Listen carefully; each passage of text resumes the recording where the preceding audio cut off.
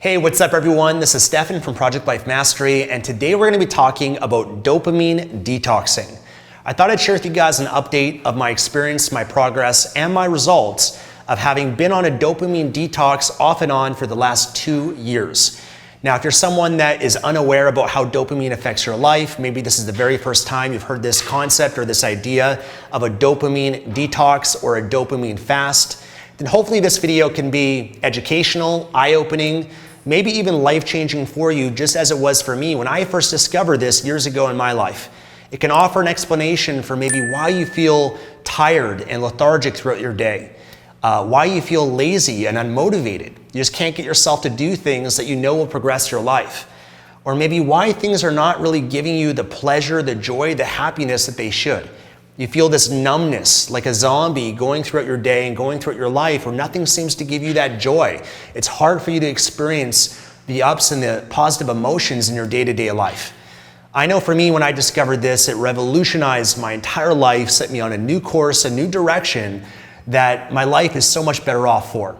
Now, if you're someone that's already aware about dopamine and you've also maybe watched some videos already on YouTube about dopamine detox, dopamine fast, then I also think this video can be helpful just to have you hear from someone that's been on this journey now for about 2 years. There's been ups, there's been downs. It's not just been like this. It takes some time to reset your brain and rewire your brain to be more in a healthy and more sustainable way. And so I think it can also provide some motivation, some encouragement for some of you guys that have been curious about this. Maybe you've not embarked on this journey yourself, or maybe you are on this journey. And it can be helpful just to hear from someone else that's been on it and kind of compare your results and the experience, because some of this I think can resonate with you. Now let's explain what dopamine is for those of you that don't know. And by the way, I have done, I think, 2 videos already explaining this and going in depth about a year and a half ago. I'll link those in the description here on YouTube. But dopamine is a neurotransmitter that's released in the brain anytime there's an anticipation of a reward or pleasure.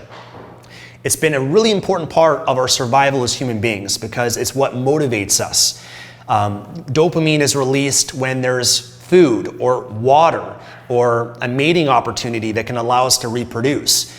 And without dopamine, we wouldn't have motivation to continuously strive to find food, water, shelter, reproduction opportunities. We wouldn't be motivated for that, which has been essential to our survival as human beings. Now, the challenge is, and the problem lies in this modern world that we live in. We live in a modern world where there's a lot of things that are overstimulating our dopamine in our brain.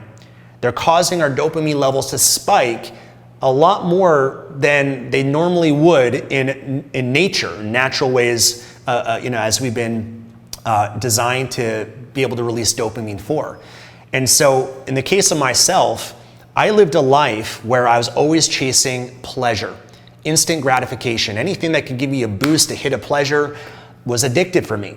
And my journey started when I was addicted to video games, which overstimulates dopamine levels to unnatural levels. In fact, video game developers, they even design the games knowing how to get you addicted to their product. And so they know how to incentivize you, to offer rewards, to flash certain things on the screen or on your phone in order to release dopamine in your brain, which gives you this incredible high and makes you want to come back to play that game. And for me, I used to be addicted to video games when I was in high school. To give you an idea, I would skip school to play video games at home. I would play for hours and hours. My parents would go to sleep at night. I'd sneak downstairs in the computer room and play video games all day. It was a way for me to escape reality and enter into this world of fantasy. And the more that I did that, the more that I overconsumed dopamine, then it had negative effects and consequences in my life. I felt like I just wanted to isolate myself. I didn't really get dopamine and pleasure from going outside the house, from socializing with people. Other things didn't really give that to me because I overstimulated my dopamine through something that's artificial and unnatural, like video games. So that's how it first started for me. And there's certain types of people that they have a dopaminergic personality. I think they have less dopamine receptors than the average person, and they're more prone to addiction. And so if you know my story, I was once addicted to sugar. also stimulates dopamine levels. I had a binge eating disorder where I'd go to the store, get a tub of ice cream, get chocolate bars, chips, buy tons of junk food, go home and consume thousands of calories in a sitting, and then repeat that process every other day.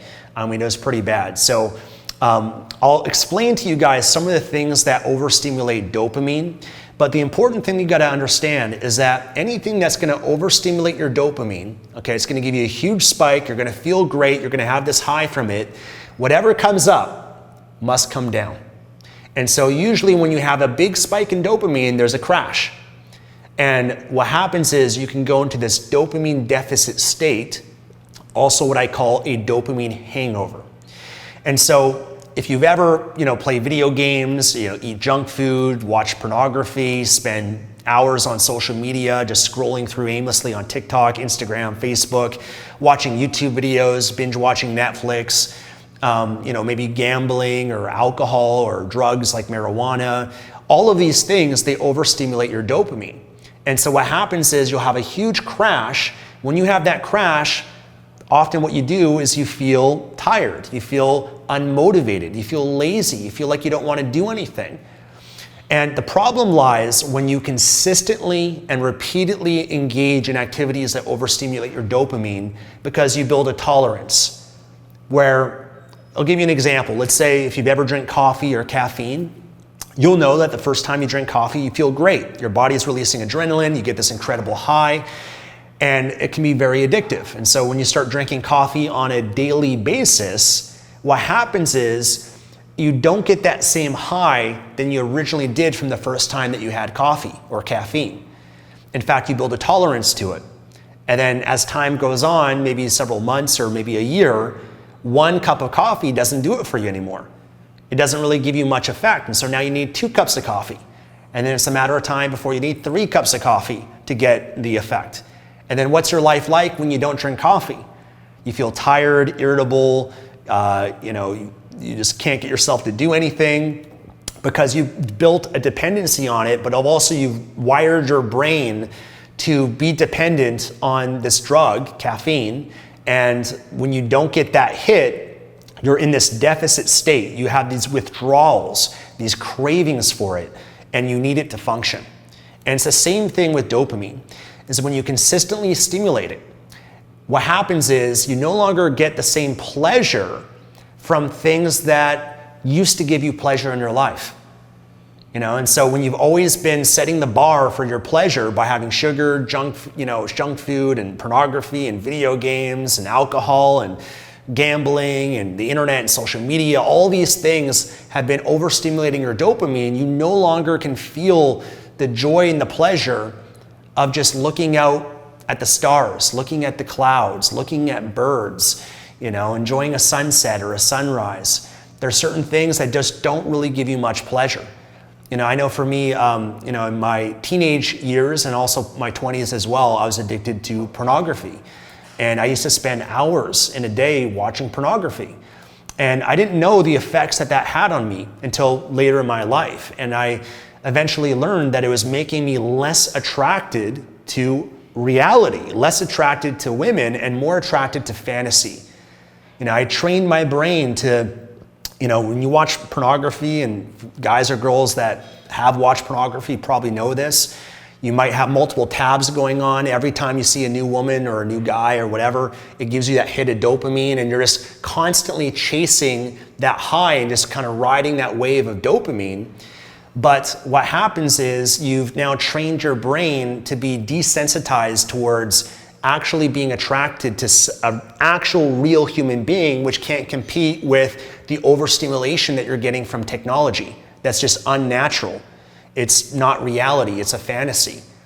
And so that was something that was very alarming to me when I discovered that, and it was something that made me remove that from my life. And that's what I've essentially done over the last several years of my life. I overcame my video game addiction in my 20s. Actually, when I was maybe around 18 or 19 years old, I stopped playing video games. And I still, engage in some of these things occasionally. And I want you to know it's okay to do so here and there. But it's the overconsumption, the overstimulation of it that's going to have negative effects on your life. Okay, so as I walk you guys through this in this video and kind of what I've shared so far, I want you to pay attention. Does any of this relate? Does any of this resonating with you? Some of you, maybe this is a non-issue, but others, if you're like myself and you felt the laziness, you have no motivation in your life, you're always procrastinating and putting things off, you can't get yourself to do things, that can be incredibly frustrating because you have this inner conflict, you have these desires and goals and ambitions for your life, but you have this conflict where your dopamine is in a deficit state. You're in this hangover, this chronic hangover, and it's hard to get yourself out of that to pursue these things. They just don't give you that motivation as they should. Or you always feel tired. I know for me, I'd have on days and off days. I'd have, a day or two where I feel great, I feel normal, and then I'd have a day or two where I just couldn't get myself to do much. It's incredibly frustrating, and this is what really revealed the problem to me and part of what the solution is. So for me, when I discovered this, I decided to do a dopamine detox. The dopamine detox is where you intentionally remove things that overstimulate dopamine for a period of time. And so for me, I removed social media. I didn't access Facebook, Instagram, didn't use YouTube. I set up blockers on my devices, my phone, my computer, so I couldn't access these things for a period of time. And that was a great opportunity for me to kind of reset my brain and just kind of, find other things to preoccupy myself, other things that are more healthy and sustainable that can still give me dopamine, but not at that same extreme that technology is. So that was something that I did. Pornography was something that I removed completely from my life, because especially when you're in a relationship, then it's very detrimental to your relationship. Alcohol is something that I rarely consume, maybe once a month, maybe a glass of wine here and there. So that was something I'd removed. Sometimes in California or maybe in Vancouver, I'd have some marijuana, and so that's something that I removed and maybe might enjoy occasionally.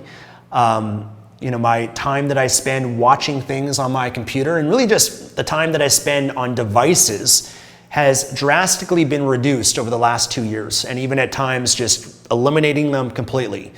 Now, I know this is maybe not practical for everybody, especially maybe your job, your career requires you to be on the computer, requires you to be on social media, whatever it is. But even for myself as a social media influencer and a YouTuber, I eventually had to make the decision in my life that I was going to make my mental health, my emotional well-being more important than my career or making money. And the reality is that it is. There's nothing more important, because what good is it having all the money and having a great career if it's affecting your life in this negative way and you're not feeling happiness and joy? Now, that's not to say that you can't still find a way to have a balance, and we're going to discuss that. So I started removing these things from my life and drastically reducing them from my life. And what I did was I started to replace the free time that I had with other activities that are more natural and more sustainable. So for example, one of the best things I think you can do is a few things. Number one is to socialize. Actually get out of the house, meet people, interact with people. That's what people did before the internet came along, and we can socialize and interact online, but you're not getting the same depth, you're not getting the same connection. It's not the same just typing to someone or communicating through technology as it is being in person with other human beings. So that was something that was huge for resetting my brain. Another one was just being outside in nature, getting out of the house, because in the house it's very easy to get the comforts and the pleasures and the addictions and the cravings that you're going to have to all the different vices that are going to overstimulate your dopamine. And so for me, getting outside, going for walks, going to the beach, which is right there for me. I'm in Panama right now. There's a golf course right here, so I've been getting into golf, playing tennis, playing basketball, going to the gym, going out on the boat on the ocean and, with the Sea-Doo, for example. Just finding other activities that they still stimulate dopamine, but not in an unnatural level as what technology will. Other things I started doing was enjoying puzzles. Just putting together puzzles, which I find just really puts me in the present moment. And things that before, honestly, I would consider to be boring. because I needed the stimulation. That things like making a puzzle was boring for me. I just couldn't be engaged by that. And that kind of shows part of what the problem is when you overstimulate your dopamine. Certain things like meditation, for me, was something that I resisted so much, but has been a huge part of my solution and my recovery from overconsumption of dopamine, because learning how to just sit there and be still and silent and calm and embrace boredom or whatever emotions might arise and release and let go and surrender that is a huge thing, because you'll have cravings and temptations that come up, but you learn how to just sit with it and to let it go, and it always fades and passes, because all temptations and cravings and emotions are temporary. They're fleeting. They're like the clouds in the sky. They come and they go. If you just watch and observe them, they eventually fade. So making puzzles, playing chess was another thing. Actually being with my partner, Tatiana, my wife, and connecting with her and being present with her, and spending time with my dog and spending, all these things that really, I think, are important to life, and our fulfillment as human beings, unfortunately, has gotten lost in many ways because people are addicted to technology. It's one of the concerns that I have with the metaverse. I think the metaverse, just like anything, has a lot of pros and advantages, but of course will have negative consequences when you overconsume and put yourself in this metaverse world where you're disconnected from reality. So there's going to be some negative effects to people's emotional and mental well-being, because that's an unnatural world that we're going to experience, that the human brain is not evolved to be able to have the capacity to be able to deal with and handle.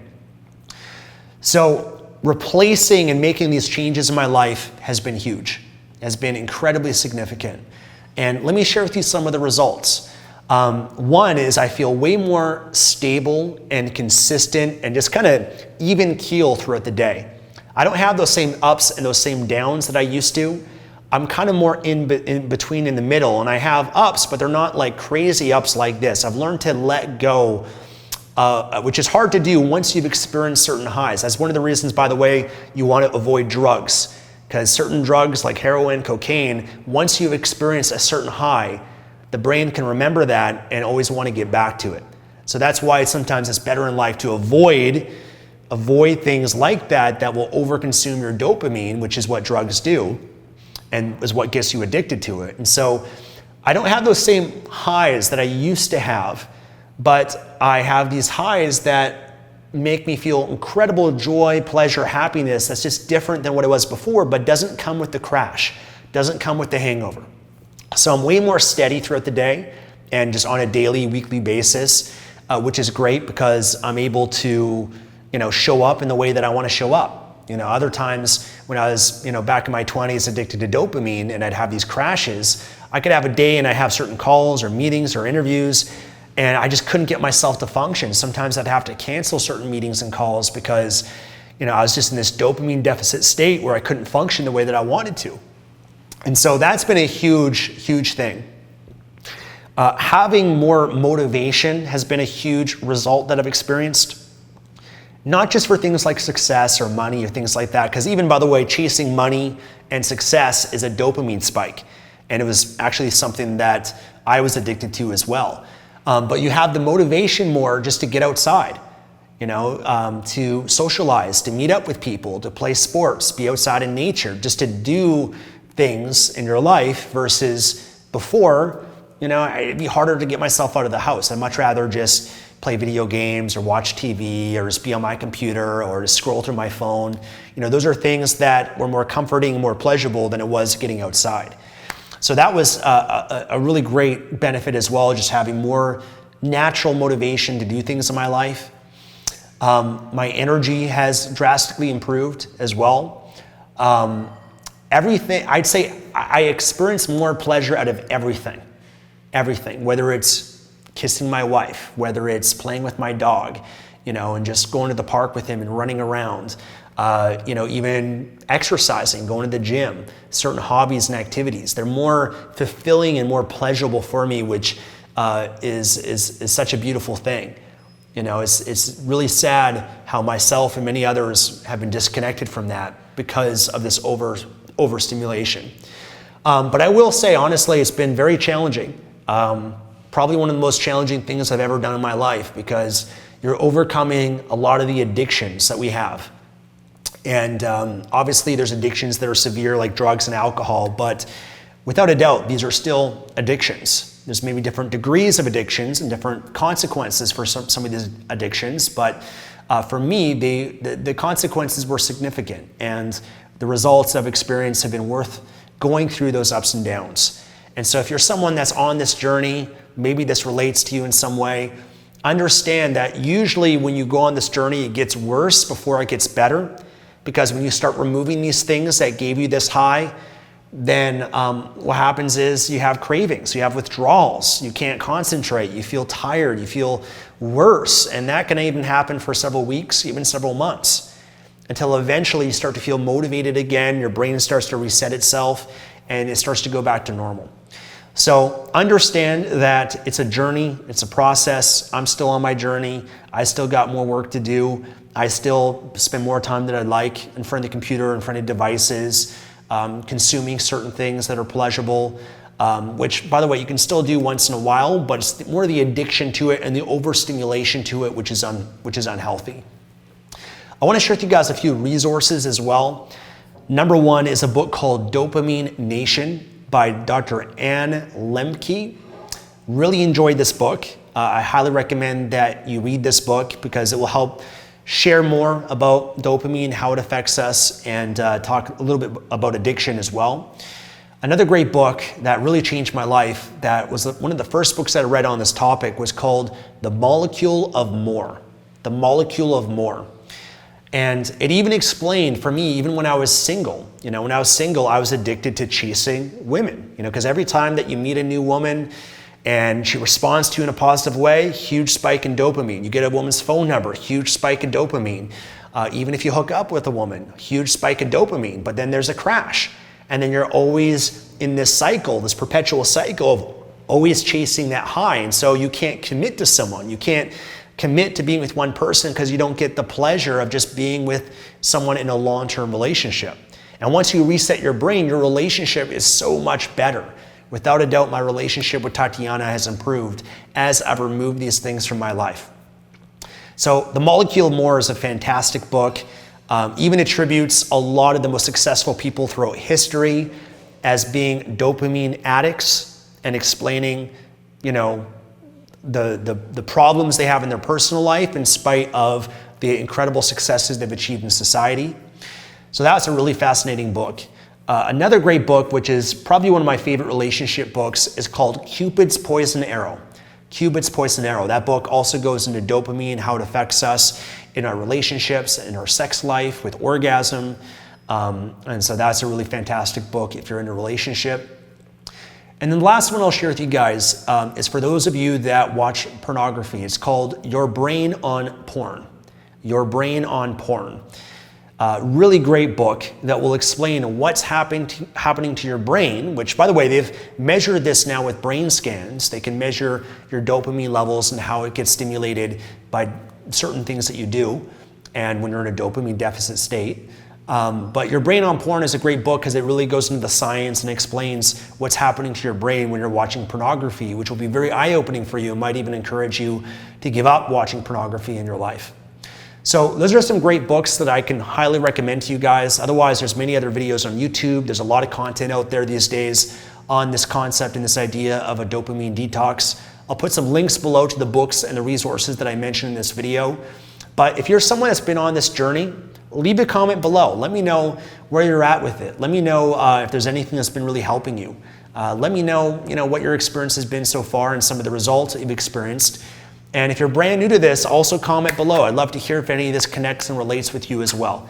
As usual, I'm just trying to share with you guys my experience, and hopefully my experience and what I've learned can benefit you and others that watch my videos and my content. I want to thank you guys so much. If you enjoyed this video, please give it a thumbs up. Subscribe here on Project Life Mastery for more content on how to improve and master your life. And I look forward to seeing you again in the next video. God bless and take care.